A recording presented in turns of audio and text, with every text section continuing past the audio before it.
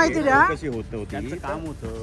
जे अकाउंट तुमच्या नावावर जे 6 अकाउंट उघडले गेले त्याच्याबद्दल काय तुम्ही होता का अकाउंट उघडायला तुम्ही होते का? त्याच्यासाठीच जबाबदारी. नाही पण अकाउंट तुम्ही स्वतः उघडले तुमच्या घरच्यांनी उघडले काय विचारण्यात आलं? काही नाही काही तुम्हाला एवढ्या विचारलं नाही. आम्ही वेळेस फक्त का बोलवलं होतं?